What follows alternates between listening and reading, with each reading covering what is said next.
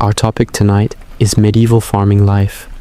The life of a medieval farmer was one of endless toil and hardship, dictated by the rhythms of the seasons and the demands of feudal obligations that bound peasants to the land and to their lords in a system that had evolved over centuries and would persist for hundreds of years across Europe. To understand medieval farming life, we must first understand the social and economic structure within which these farmers lived and worked, a structure known as the manorial system or feudalism. This system organized society into a rigid hierarchy with kings and nobles at the top, knights and clergy in the middle, and peasants and serfs at the bottom, performing the agricultural labor that sustained everyone above them. The manor was the basic unit of medieval agricultural life, consisting of the lord's estate, including his manor house or castle, the village where the peasants lived, the church, the mill, and most importantly, the agricultural lands that surrounded the village and provided sustenance for all who lived there. These lands were typically divided into three main sections. There were the lord's domain lands that were farmed directly for his benefit, the common lands including meadows and forests that all villagers could use for grazing animals and gathering wood, and the village fields that were divided into strips and allocated to individual peasant families for their own cultivation. The peasants who worked these lands fell into several categories, with the most common being villeins or serfs, who were legally bound to the land and could not leave without their lord's permission. There were also freemen who had more rights and mobility, but still owed various obligations to the lord, including labor services and payments in kind. The typical peasant family lived in a small 1 or 2 room cottage with walls made of wattle and daub, which was a mixture of wooden strips woven together and covered with a plaster of mud, straw, and animal dung. The roof was thatched with straw or reeds that needed constant maintenance to prevent leaks. The floor was simply packed earth, often covered with rushes or straw that could be changed periodically. There was usually a central hearth for cooking and heating, with smoke escaping through a hole in the roof, since chimneys were rare in peasant dwellings. Furniture was minimal and crude, typically consisting of a rough wooden table, a few stools or benches, some storage chests, and straw mattresses on the floor, or on simple wooden platforms for sleeping. The daily life of a peasant was grueling, beginning at sunrise and ending at sunset with little time for rest or leisure. The agricultural calendar dictated their tasks throughout the year. In the spring, they plowed the fields using heavy wooden plows pulled by oxen or horses, and sowed crops like wheat, barley, rye, and oats. Summer was the time for haymaking, weeding, and tending to the growing crops.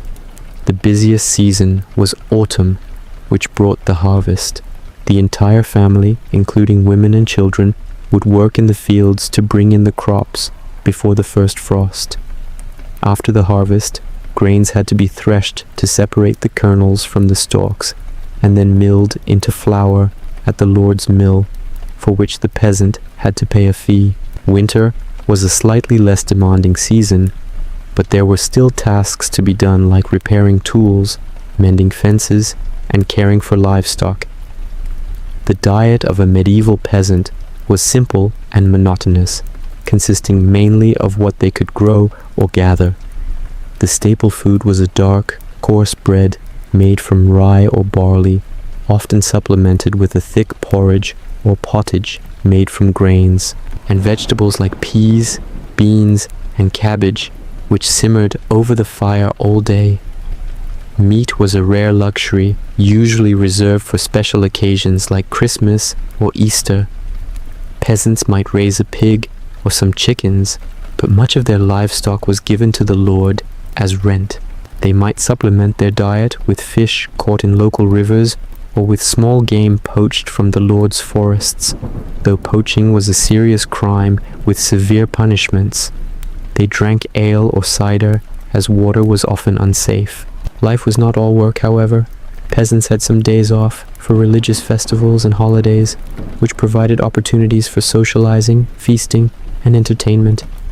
Village life was close-knit, and communities came together for celebrations like weddings and christenings, as well as for mutual support in times of hardship. The church played a central role in their lives, providing not only spiritual guidance, but also a social hub and a framework for the year through its calendar of saints' days and festivals. Despite the hardships, the life of a medieval farmer was one of resilience and adaptation. They developed a deep knowledge of the land and the seasons, passing down agricultural techniques and folk wisdom from generation to generation.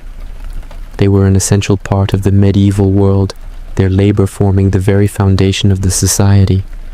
While their lives were characterized by poverty, obligation, and relentless work, they also found moments of joy, community, and faith.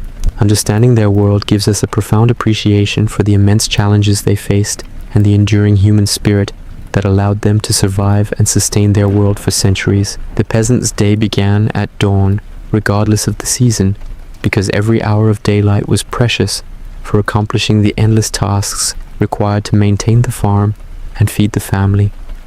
In summer, this meant rising as early as 4 or 5 in the morning, while in winter they might sleep a bit longer, but still rose well before the sun appeared over the horizon. The first task of the day was often tending to the animals, which might include a cow or ox, if the family was fortunate enough to own one, a few pigs that could forage in the forest, chickens that scratched around the cottage yard, and perhaps some sheep or goats. These animals were precious resources that provided milk, eggs, wool, leather, and occasionally meat, though peasants rarely slaughtered their animals for food since they were more valuable alive for their ongoing production of useful materials. After seeing to the animals, the family would break their fast with a simple meal that typically consisted of bread made from whatever grain was available, which might be wheat if they were fortunate, but more often was rye, barley, or oats, which produced darker and denser loaves, perhaps accompanied by cheese, a bit of salted or dried meat, if any was available, and ale or cider, since water was often unsafe to drink. The main work of the day then began, and this varied greatly depending on the season of the year. Medieval farming followed a yearly cycle that was so predictable and so important that it was often depicted in illuminated manuscripts showing the labors appropriate to each month. January and February were the quietest months in the agricultural calendar, when the fields lay frozen and there was little that could be done outdoors except for essential tasks like hauling firewood from the forest, repairing tools and equipment, and maintaining the buildings and fences around the farmstead. This was a time when peasants worked on indoor tasks like threshing grain that had been harvested months earlier, winnowing to separate the grain from the chaff, repairing clothing, and making new garments from wool or linen, and crafting tools and household implements. It was also a time of hunger, because the previous year's harvest had to last until the new crops came in many months away, and by late winter the stores of grain and preserved foods were running low, and families often went hungry, surviving on thin porridge and whatever they could scavenge. March brought the beginning of the agricultural year with the spring plowing, which was one of the most important and labor-intensive tasks of the entire year. The heavy medieval plow required a team of oxen to pull it, typically 4 to 8 animals, depending on the soil type and the size of the plow. And since few individual peasants owned enough oxen, they had to cooperate with their neighbors in plowing teams. The plow had to cut through soil that had been left fallow for a year, or that had been used for growing crops and needed to be turned over to restore its fertility. The moldboard plow that came into widespread use in the medieval period was a significant technological advancement, because unlike earlier plows that simply scratched a furrow in the soil, the moldboard plow actually turned the soil over, burying weeds and crop stubble and bringing fresh earth to the surface. Plowing was exhausting work for both men and animals, requiring long days walking behind the plow, guiding it through the field, while the oxen strained against their yokes. The fields were typically organized in a system called the open field system, where the village's arable land was divided into 2 or 3 large fields that were further subdivided into strips, with each family holding multiple strips scattered throughout the different fields. This scattering of strips was actually a way of ensuring fairness, since some parts of each field were better than others, and by having strips in different locations, each family got a mixture of good and poor land. After plowing came harrowing, which involved dragging a wooden frame with spikes through the plowed field to break up the large clods of earth and create a finer seed bed. Then came sowing, with the farmer walking through the field, broadcasting handfuls of seed in sweeping motions, trying to distribute the precious grain as evenly as possible. The amount of seed required was considerable and represented a significant investment, since this grain could otherwise have been eaten or sold. But without planting, there would be no harvest. After sowing, the field had to be harrowed again to cover the seeds with soil and protect them from birds. April and May were anxious times as the farmers waited for the seeds to germinate and the young plants to emerge from the soil. They would walk their fields regularly, inspecting the growing crops and worrying about all the things that could go wrong. Too much rain could rot the seeds or wash them away. Too little rain could leave them unable to germinate. Late frosts could kill the tender young plants. Birds and rodents could eat the seeds or young shoots. Weeds competed with the crops for nutrients and water. There was little the medieval farmer could do about most of these problems except pray and hope that God would grant favorable weather and protect the crops. During this time, they also had to tend to other tasks like shearing sheep to harvest the wool, a job that required skill to remove the fleece without injuring the animal. The wool would then need to be cleaned, carded to align the fibers, and spun into thread, work typically done by the women and children of the household during whatever spare time they could find. May and June brought the hay harvest, which was critical for providing fodder for animals during the winter months when there was no fresh grass for grazing. Hay was made by cutting the grass in the meadows with long scythes, leaving it to dry in the sun, turning it regularly to ensure even drying, and then gathering it into haystacks or storing it in barns. This work had to be done during dry weather because rain could ruin the hay, causing it to rot. So when the weather was right, the entire community would turn out to work together to get the hay safely harvested and stored. July brought more anxiety as the grain crops continued to grow and ripen, with farmers constantly watching for signs of disease or pest infestation that could destroy the harvest. Rust and smut were fungal diseases that could devastate wheat and other grains, turning the kernels black and inedible.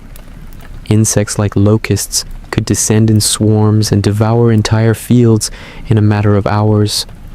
All the farmer could do was watch and pray and perhaps make offerings at the church, asking for divine protection of the crops. August was the culmination of the agricultural year, the harvest time when all the work of the previous months would either pay off with a bountiful harvest or fail if the weather or pests or disease had damaged the crops. The grain harvest was the most important event of the year because grain was the staple food that kept people alive through the winter, and a failed harvest meant famine and death. Harvesting was done with sickles or scythes, with workers moving through the fields, cutting the grain stalks and bundling them into sheaves that were stood up in shocks to dry in the field. This was backbreaking work done in the heat of late summer, with everyone in the family, including children, working from dawn to dusk to get the harvest in before rain could ruin it or the grain could shatter and fall from the stalks. Once the grain was cut and dried, it had to be transported to the barn where it would be threshed to separate the grain kernels from the stalks and chaff. After the grain harvest came the harvest of other crops like peas and beans, which were important sources of protein in the medieval diet, and various vegetables from the peasant's garden plot adjacent to their cottage, where they might grow onions, leeks, cabbage, turnips, and herbs. September brought the grape harvest in wine-producing regions and the collection of apples and other tree fruits that could be eaten fresh, dried for storage, or made into cider. It was also time to gather nuts from the forest, particularly acorns, which could be fed to pigs, and hazelnuts and walnuts, which could be eaten by humans. The forest was an important resource for medieval peasants, providing not just nuts, but also firewood, building materials, mushrooms, berries, and forage for pigs.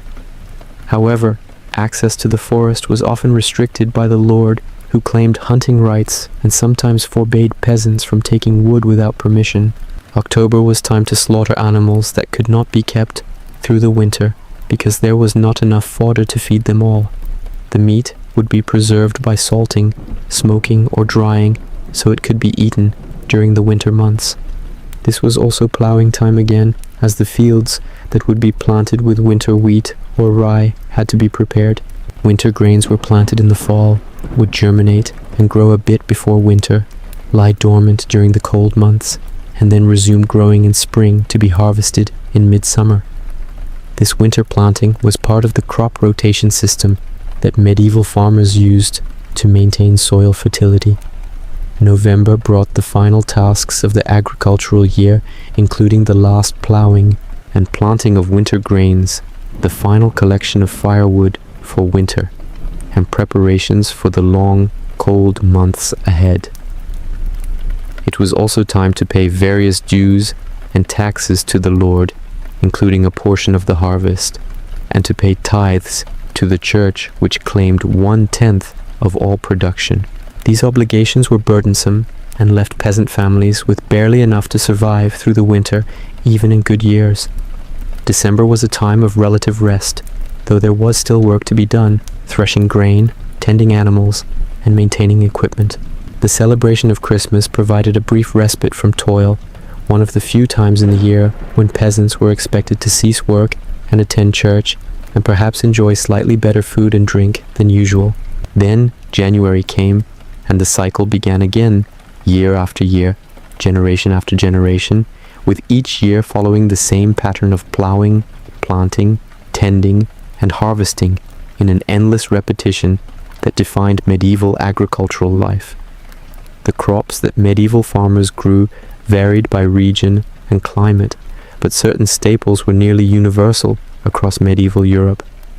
Grain crops were the foundation of the medieval diet and economy, with wheat being the most prized because it made the finest white bread, but also being the most demanding crop requiring good soil and careful cultivation, so it was often grown primarily for the Lord's table while peasants ate coarser grains. Rye was hardier than wheat and could grow in poorer soils and colder climates, making it an important crop in northern Europe, where it was often mixed with wheat to make maslin bread. Barley was even hardier and was used for making bread, porridge, and most importantly for brewing ale, which was a staple beverage because it was safer than water. Oats were grown primarily as animal fodder, but were also eaten by humans in the form of porridge or oat cakes, particularly in Scotland and other northern regions.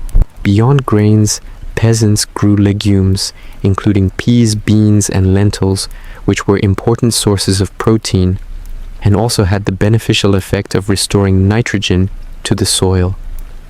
Though medieval farmers did not understand the scientific reason for this, they knew from experience that fields planted with legumes were more fertile the following year.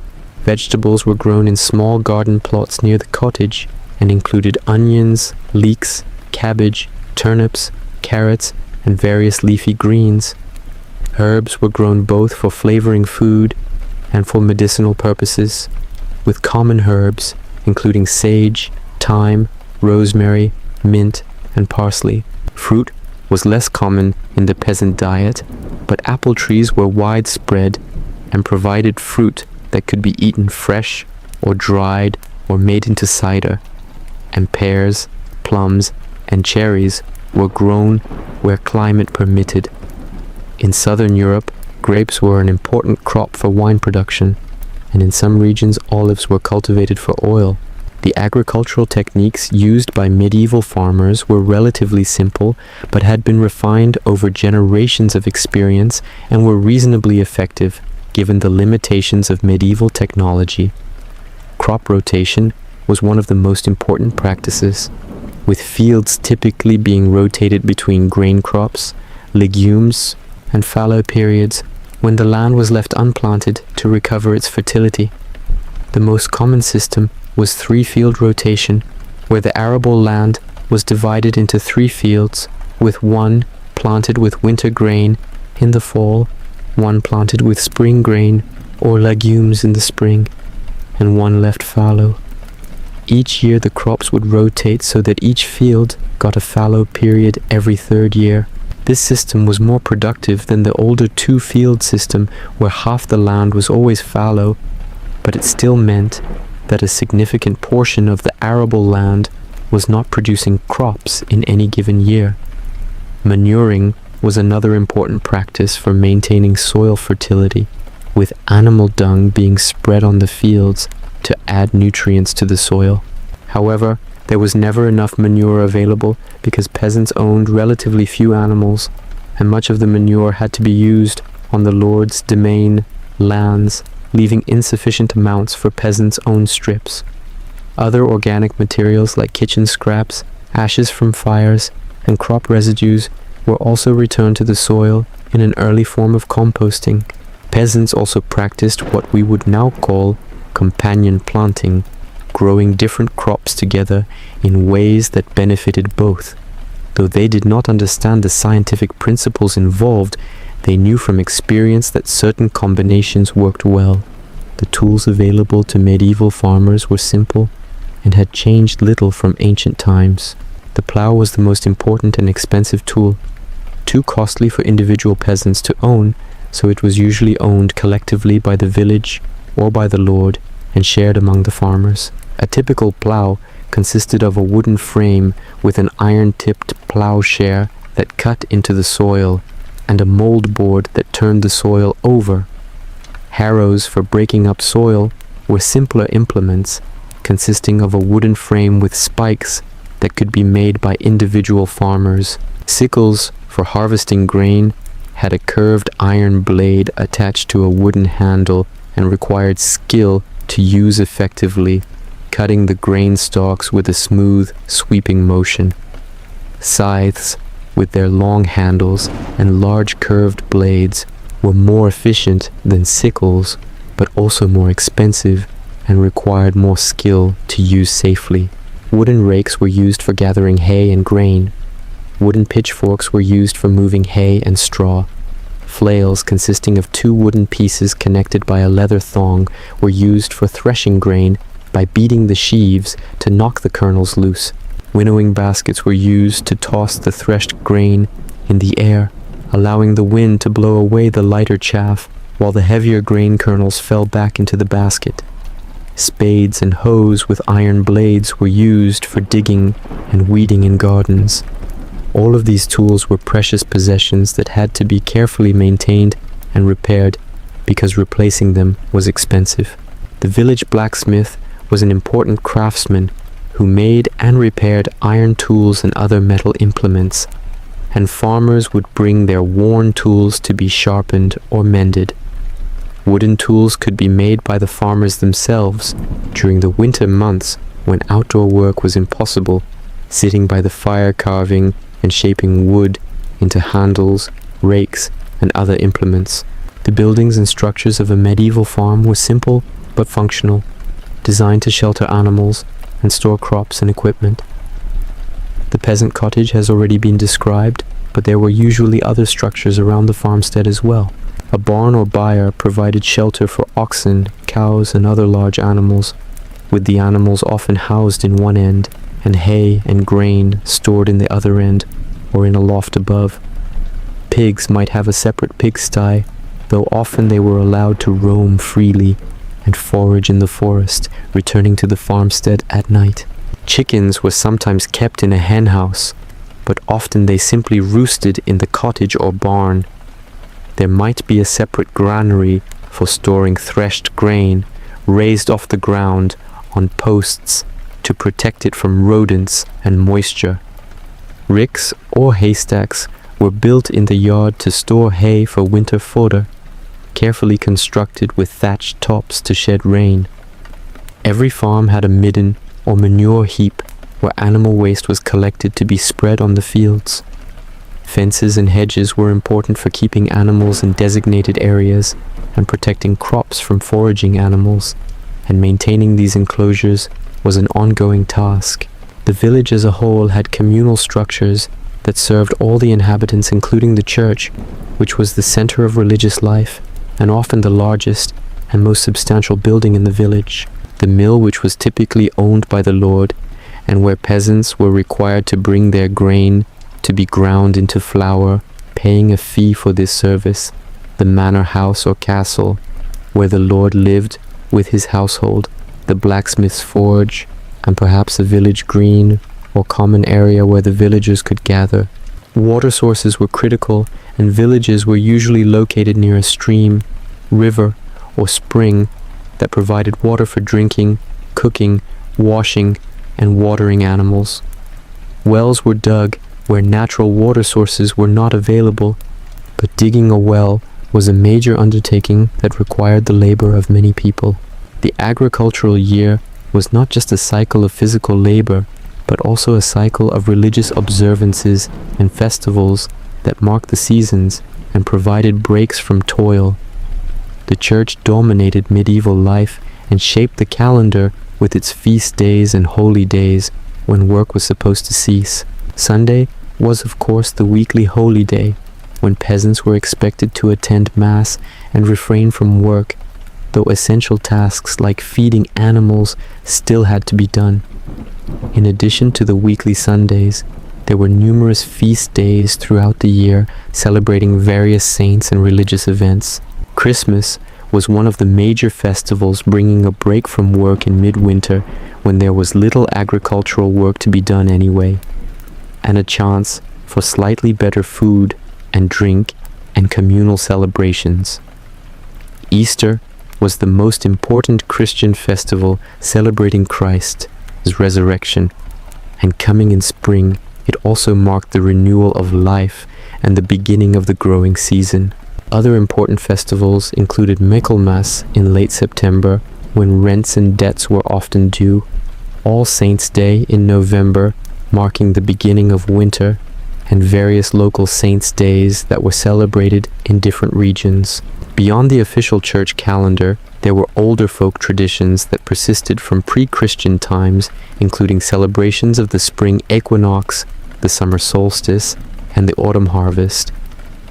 May Day celebrations with dancing around maypoles and crowning of a May Queen had ancient pagan roots, though the church tried to incorporate these into Christian festivals. Harvest festivals with feasting and thanksgiving for a successful harvest were universal across agricultural societies. These festivals and holy days provided welcome breaks from constant toil and were times for communal gathering, feasting as much as resources allowed, drinking, games, and socializing. However, they were relatively rare, and most days were simply days of hard work from dawn to dusk, with little leisure or recreation.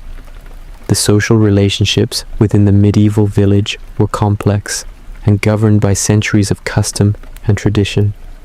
At the top of the local hierarchy was the lord of the manor, who might be a knight, a nobleman, or even a monastery or church institution.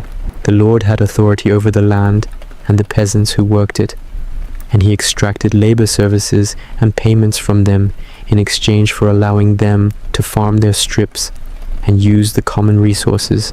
The relationship between lord and peasant was theoretically reciprocal, with the lord providing protection and justice, while the peasants provided labor and produce, but in reality the relationship was heavily weighted in the lord's favor, and peasants had little power to resist his demands.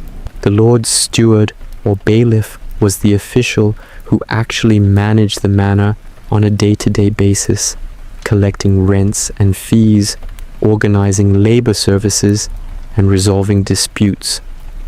Below the lord were various ranks of peasants with different rights and obligations. Villeins or serfs were bound to the land and could not leave without permission, had to work specified days each week on the lord's domain land, had to pay fees for using the lord's mill and oven, had to pay fines for various offenses, and even had to get permission to marry or to send their children away from the manor.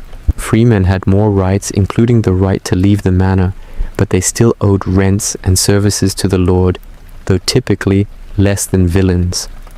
Cotters or cottagers were landless laborers who owned only their cottages and worked as hired labor for other peasants or for the lord. Within this hierarchical structure, there were still gradations of wealth and status among the peasants, with some families owning more land, more animals, and better equipment than others. The wealthier peasants might employ poorer neighbors to help with harvest or other labor-intensive tasks. Social relationships were also governed by kinship networks, with extended families often living in the same village and cooperating in agricultural work, and by networks of obligation and reciprocity, where neighbors helped each other with tasks that required more labor than a single family could provide, expecting that the favor would be returned when they needed help. Women's work in medieval farming life was as essential as men's work, though it was different in nature and often less visible in historical records, which tend to focus on men's activities. Women were responsible for the household, including cooking, cleaning, making, and repairing clothing, spinning wool and flax into thread, weaving cloth, brewing ale, making cheese and butter, preserving food, caring for children, tending the vegetable garden, feeding chickens and other small animals, and countless other tasks that kept the household functioning. During busy periods like planting, and especially harvest, women also worked in the fields alongside men, reaping grain, binding sheaves, and helping with all the tasks necessary to bring in the crops. Women's work was never done, because even when men might have periods of relative leisure during winter or on holy days, women still had to cook, clean, spin, weave, and care for children. Women had few rights in medieval society, being legally under the authority first of their fathers, and then of their husbands, and they could not own property independently or make contracts without a male guardian. However, within the household and the village, women had their own sphere of authority and influence. They formed networks with other women, sharing work and supporting each other through childbirth, illness, and other challenges. Children in medieval peasant families began working at very young ages, contributing to the family's survival. Small children might feed chickens, gather eggs, collect firewood, pull weeds in the garden, or watch over younger siblings. By age 7 or 8, children were doing more substantial work, like herding geese or pigs, helping with planting and harvesting, learning to spin or weave, or assisting with whatever tasks their strength and skills allowed. There was no formal schooling for peasant children, except for the very rare boy who might be taken into a monastery to learn reading and Latin with the hope of becoming a priest. For the vast majority of peasant children, education consisted of learning agricultural skills and household crafts from their parents through hands-on participation in the daily work of the farm. Childhood was short, and by their early teens, children were doing adult work. Girls would often be married by age 14 or 15, boys a bit later, and they would begin the cycle again, raising their own families and working the land just as their parents and grandparents had done. The health and diet of medieval peasants were both consequences of their hard life and constraints upon what they could accomplish. The peasant diet was monotonous and often inadequate in calories and nutrients. Bread made from whatever grain was available was the staple food eaten at every meal. This was supplemented by pottage, which was a thick soup or stew made from peas, beans, vegetables, and occasionally a bit of meat or bacon. Cheese was an important source of protein and could be stored for long periods. Eggs from the household chickens provided occasional protein. Milk was drunk when available, though it was often made into cheese or butter, which could be stored longer than fresh milk in an era before refrigeration. Meat was a rare luxury for peasants, eaten only on special occasions, or when an animal died or had to be slaughtered. Fish was somewhat more available, especially for peasants living near rivers or the sea. The church's requirement to abstain from meat on Fridays and during Lent meant that fish was an important food, though it too was not always easy for poor peasants to obtain. Vegetables from the garden provided some variety and vitamins when in season, but in winter the diet became even more monotonous, with heavy reliance on stored grains, dried peas and beans, and preserved foods. Butter, lard, and occasionally oil were the fats used for cooking. Ale was the normal drink for everyone, including children, because it was safer than water, but it was weak ale with low alcohol content, not the strong beer we might imagine. The poor quality and insufficiency of the diet meant that peasants were often malnourished and undernourished, making them vulnerable to disease and limiting their physical strength and stamina, even as they needed to perform heavy physical labor. Famines were a recurring threat, and even in good years, peasants lived close to the margin of subsistence. A bad harvest, due to poor weather, crop disease, or pest infestation, could mean starvation for many families. The period from late winter to early summer, when the previous year's harvest was running out, but the new crops were not yet ready, was called the hungry season, and many peasants suffered from severe hunger during these months every year. Children and the elderly were most vulnerable, and many died from malnutrition and associated diseases. Medieval medicine was primitive by modern standards, and peasants had little access to trained physicians who served mainly the nobility and wealthy urban residents. Peasants relied on folk remedies, herbal treatments passed down through generations, and the help of local wise women who knew which plants could be used to treat various ailments. Many of these traditional remedies had some genuine therapeutic value, though others were based on superstition or magical thinking. Prayer and appeals to saints were also important aspects of medical treatment, reflecting the deeply religious nature of medieval society, where illness was often seen as divine punishment for sin or as a test of faith. Accidents and injuries were common in agricultural work and could be devastating for a family if the injury prevented the primary worker from performing essential tasks. Infant and child mortality was extremely high, with perhaps half of all children dying before age 5 from disease, malnutrition, accidents, or other causes. Life expectancy for those who survived childhood was perhaps 40 to 50 years, though some people certainly lived longer. The constant physical labor of agricultural life wore down peasants' bodies, causing chronic pain, arthritis, and disability in older age. Despite the hardships and suffering of medieval peasant life, there were moments of joy, satisfaction, and community feeling. Successful harvests brought relief and celebration. Religious festivals provided breaks from toil and opportunities for socializing and entertainment. Family bonds were strong, and families worked together, supporting each other through difficulties. Village communities, while not always harmonious and sometimes divided by disputes and conflicts, provided a sense of belonging and mutual support. Peasants took pride in their work and their skills even if they owned little and had few opportunities for advancement. They appreciated the simple pleasures available to them, like sitting by the fire on a winter evening, enjoying a good meal after harvest, watching their children grow participating in village celebrations, and attending church services that offered hope for a better life after death. They told stories, sang songs, played simple games, and found ways to inject humor and pleasure into their difficult lives. They were not simply miserable, downtrodden victims, but human beings who created meaning and found satisfaction within the constraints of their circumstances. The agricultural practices and social structures of medieval farming life persisted for centuries across Europe, with local variations but fundamental similarities from England to Italy to Germany to Spain.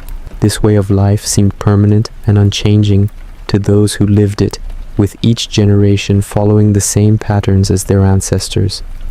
However, over the course of the High and Late Middle Ages, various changes gradually began to transform agricultural life. Population growth meant that more land had to be brought under cultivation, with forests being cleared and marginal lands being plowed. Agricultural innovations, including improved plows, better harnesses for draft animals, and more efficient crop rotations, slowly increased productivity. The commercialization of agriculture meant that more peasants were producing surplus crops to sell in growing towns and markets, rather than just producing for subsistence and manorial obligations.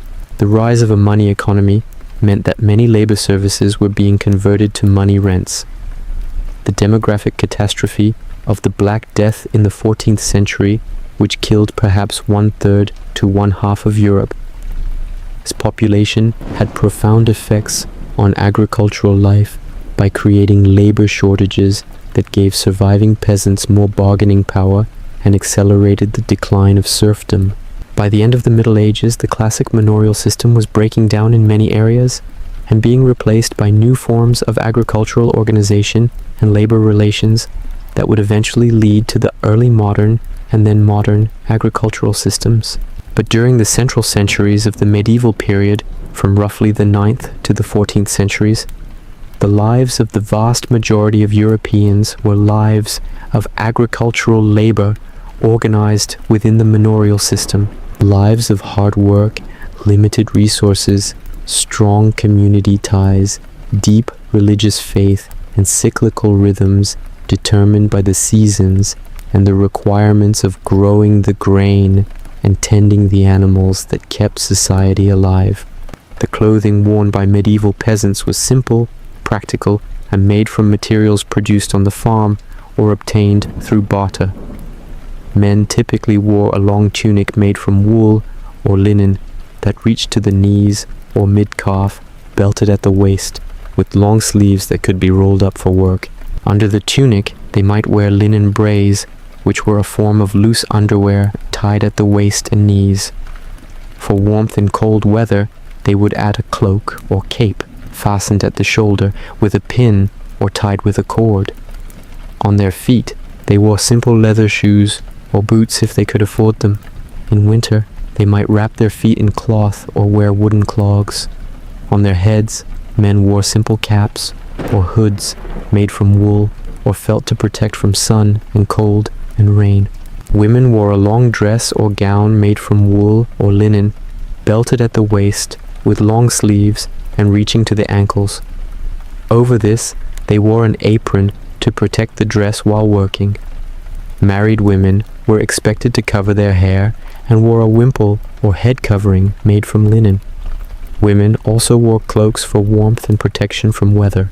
The cloth for these garments was produced through a long process, starting with shearing sheep or growing flax, then cleaning and carding the wool, or retting and processing the flax, spinning the fibers into thread using a spindle, or later a spinning wheel, weaving the thread into cloth on a loom, and finally cutting and sewing the cloth into garments. This entire process was done by hand and required hundreds of hours of labor to produce enough cloth for a family's clothing needs. Garments were precious and were worn until they literally fell apart, then patched and mended repeatedly, and when they could no longer be repaired, they might be cut up and the good parts used to make clothing for children or rags for other purposes. The color of peasant clothing was generally the natural color of the wool or linen, which ranged from white to gray to brown to black, though sometimes they would dye fabrics using natural dyes made from plants like woad for blue, madder for red, or weld for yellow. But dyeing was an expensive process, and bright colors were more typical of wealthier classes. The quality and amount of clothing a peasant owned was an indicator of their relative wealth, with poorer peasants owning perhaps only 1 or 2 changes of clothing, while more prosperous peasants might have several outfits and special garments for church and festivals. The village community functioned through a complex web of customary practices and informal regulations that governed many aspects of daily life. Access to the common lands, including meadows for hay and pasture for grazing animals and forests for gathering wood and foraging, was regulated by tradition, with each household having rights to graze a certain number of animals or collect a certain amount of wood based on the amount of land they held. These common rights were jealously guarded, and disputes over their use were common. The village also had to coordinate the agricultural calendar, deciding collectively when to plow and plant and harvest the common fields, when to release animals onto the stubble after harvest, to graze on what remained, when to open or close certain areas to access. These decisions were made by the village community meeting together and discussing the issues, with the wealthier and more influential peasants having more say, but everyone having some voice. The village reeve, who was elected from among the peasants, served as a liaison between the lord and the village community, and was responsible for organizing the labor services owed to the lord and resolving minor disputes. More serious disputes or crimes would be handled by the manorial court, presided over by the lord or his steward, where peasants could bring complaints against each other or against the lord as officials, though the court was heavily biased in favor of the lord's interests. The church played an enormous role in village life, providing not just spiritual guidance, but also the only formal institutional structure beyond the manor itself. The parish priest was often the only literate person in the village, and he would read proclamations from the lord or the king, keep records of births and deaths and marriages, provide rudimentary education to a few children, and of course conduct religious services. The church building itself was the community gathering place used for meetings and even for storing grain in emergencies. The church calendar, with its cycle of holy days and seasons, structured the year and gave meaning to the passage of time. The rituals of baptism, marriage, and burial mark the key transitions in individual lives. The threat of excommunication was a powerful tool for enforcing moral behavior, since being cut off from the church and its sacraments was believed to doom one's soul to hell. Religion permeated every aspect of medieval life, with peasants praying regularly, making offerings at church and at roadside shrines, going on pilgrimages to holy sites if they could afford it, and interpreting all events as manifestations of God's will or as the work of the devil and evil spirits. Saints were invoked for protection and help with specific problems, with different saints associated with different concerns. So farmers would pray to Saint Isidore, the patron saint of farmers, for good harvests, to Saint Anthony for protection of animals, to Saint Apollonia for relief from toothaches, and so on. The parish church was supposed to receive tithes amounting to 1/10 of all production from every household, and while this was often resented as a burden, it was generally paid because the threat of spiritual punishment was taken very seriously. In addition to tithes, peasants were expected to pay fees for various church services, including baptisms, marriages, and burials, and to contribute labor for maintaining the church building and the churchyard. The relationship between peasants and the institutional church was complex, involving both genuine piety and faith, as well as resentment of the economic burdens imposed by the church and criticism of corrupt or immoral clergy who failed to live up to the spiritual ideals they preached. The forest surrounding the village was both a vital resource and a source of conflict and danger. Peasants depended on the forest for many things, including firewood for heating and cooking, timber for building and repairing houses, and tools, nuts, and berries for food, mushrooms, wild honey, medicinal plants, and forage for pigs who could fatten on acorns and beech nuts. However, the forest was also claimed by the lord who asserted hunting rights and often prohibited peasants from taking wood or game without permission. The tension between peasants' need for forest resources and lords' desire to preserve game for hunting led to complex regulations about what could and could not be taken from the forest, with peasants allowed to collect dead wood fallen on the ground, but not to cut living trees, allowed to gather certain foods, but not to hunt deer or other game animals reserved for the lord. Poaching was common, with peasants illegally hunting or trapping game to supplement their meager diet, and harsh penalties including fines, corporal punishment, or even death awaited those caught poaching. The forest was also perceived as a dangerous place harboring wolves, bears, and wild boar that could threaten humans and livestock, as well as being the supposed dwelling place of outlaws, bandits, and supernatural creatures like fairies and demons.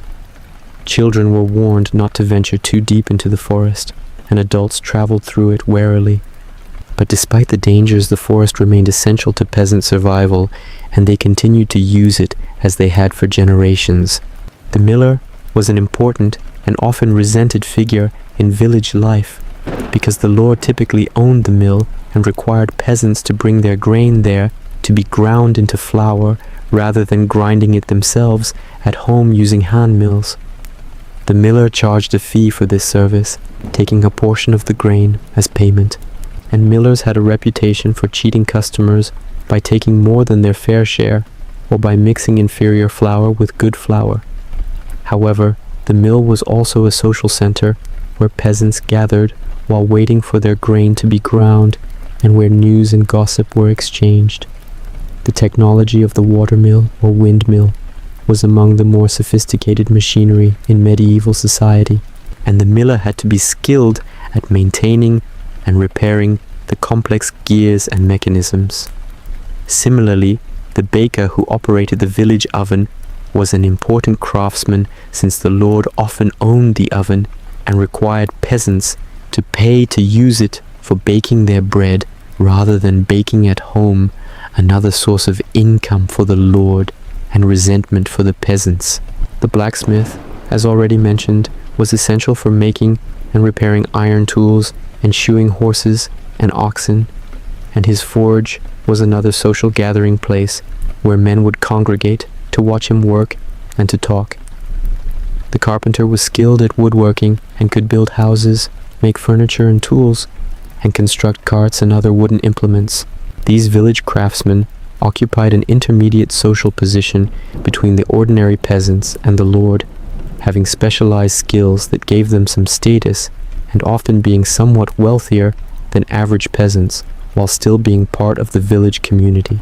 Transportation and communication in the medieval world were slow and difficult, making most peasant villages relatively isolated places where people spent their entire lives within a few miles of where they were born.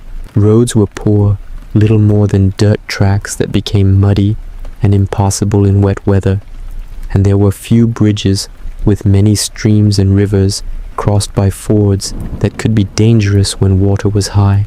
Peasants rarely traveled far from their villages except occasionally to visit a nearby market town to sell surplus produce or buy goods they could not make themselves, or to make a pilgrimage to a regional shrine. The manor and village were largely self-sufficient communities, producing most of what they needed locally, though they did trade for essential items like iron and salt that they could not produce themselves. News from the outside world came slowly through traveling merchants, wandering entertainers, priests returning from meetings with church authorities, soldiers returning from wars, or occasional royal or noble officials passing through.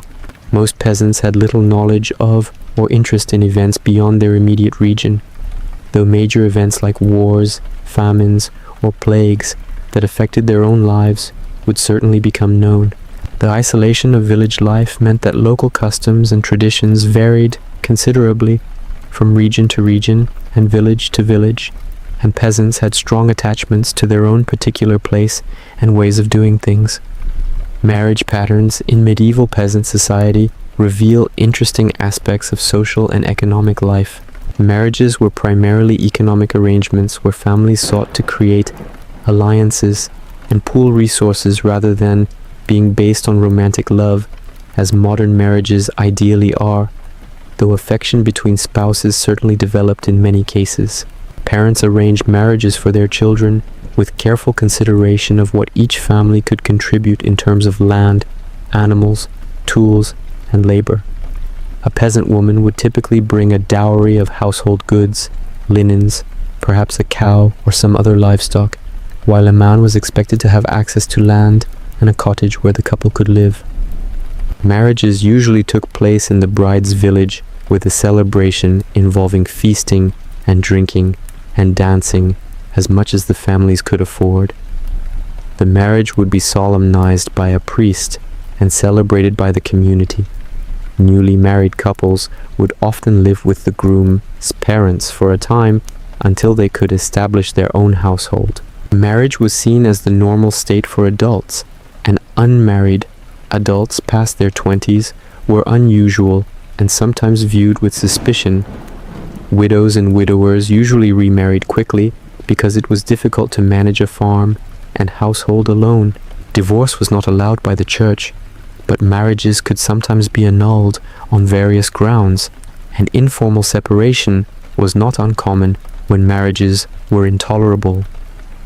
Infertility was a serious problem, since children were economic assets who would contribute labor to the farm and support parents in old age, and a marriage that produced no children was considered a disaster. Many peasant couples had large families, with women giving birth to 6 or 8 or more children over their reproductive years, though, as mentioned earlier, child mortality was so high that often only half of these children survived to adulthood.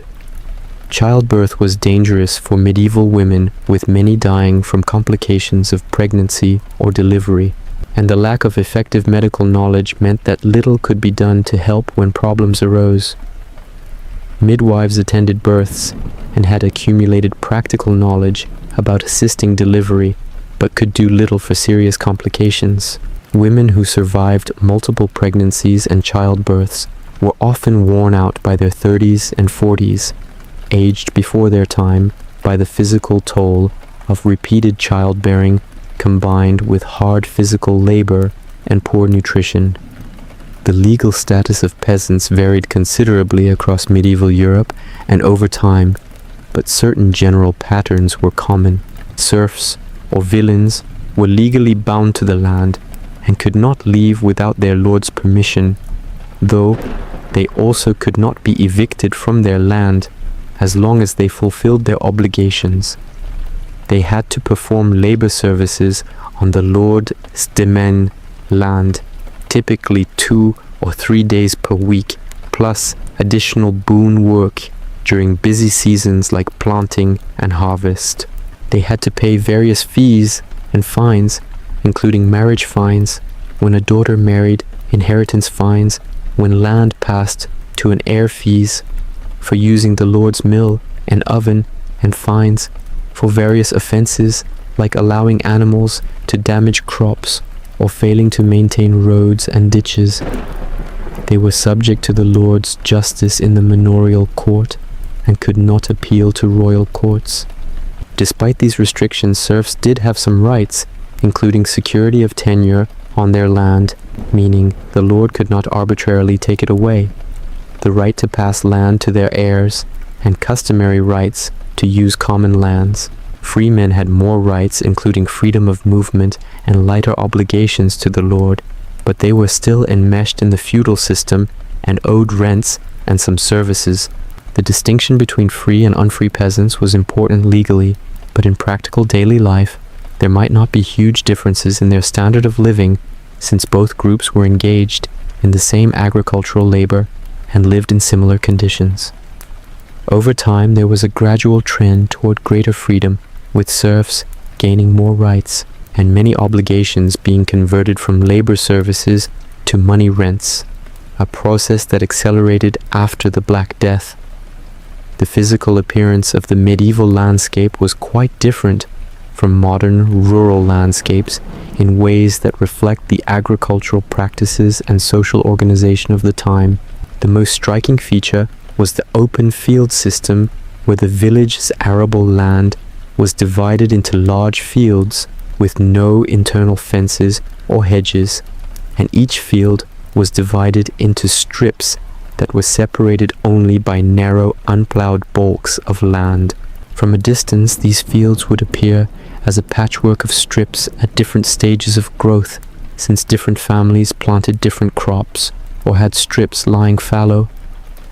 Around the village were the cottages clustered together, rather than scattered across the landscape as in later enclosed farming systems, with their associated gardens, yards, and outbuildings.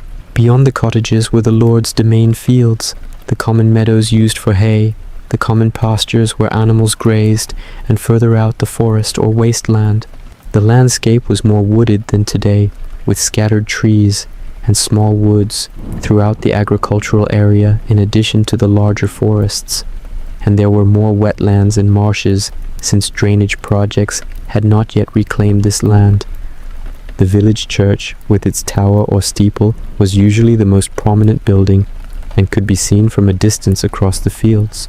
The manor house, or castle if the lord was resident, would be another imposing structure, usually built of stone, while peasant cottages were of humbler materials. The mill by the stream or river with its water wheel, or the windmill on a hill with its large sails turning in the wind would be notable landmarks. Roads were minimal and often just tracks across the fields, and there were few bridges or other infrastructure. The overall impression would be of a landscape intensively used and managed by human labor, but in a pattern very different from modern industrial agriculture.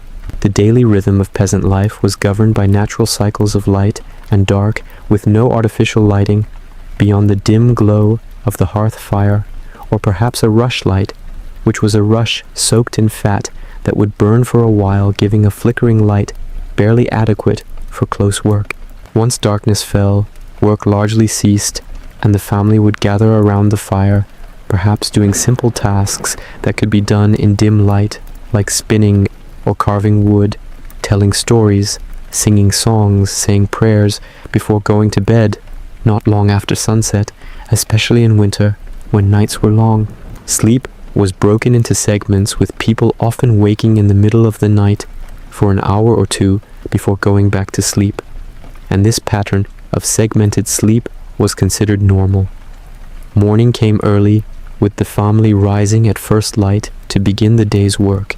There was no concept of weekends or regular leisure time beyond Sundays and holy days, and even these were not complete rest days, since animals still needed care and essential tasks still had to be done. The pace of work was determined by the tasks at hand and the seasons, with intense labor during planting and harvest times, and somewhat less intense work during winter, though there was always something that needed doing. Modern concepts like scheduled breaks, fixed working hours, or separation between work time and personal time did not exist for medieval peasants whose work and life were thoroughly integrated. The weather was a constant preoccupation and source of anxiety for medieval farmers whose livelihood and survival depended on favorable conditions. Too much rain at the wrong time could rot seeds in the ground, wash away topsoil, make it impossible to harvest crops, or cause rivers to flood and destroy fields. Too little rain caused drought that would stunt crops and reduce yields. Late spring frosts could kill young plants. Hailstorms could flatten fields of grain just before harvest. Strong winds could knock down grain or damage buildings. Heavy snows could trap people and animals and make it impossible to access stored fodder. Heat waves could wilt crops and cause livestock to suffer.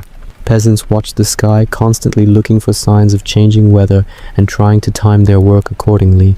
They knew the traditional weather lore and proverbs that attempted to predict weather patterns based on observations of clouds, wind direction, animal behavior, and other signs.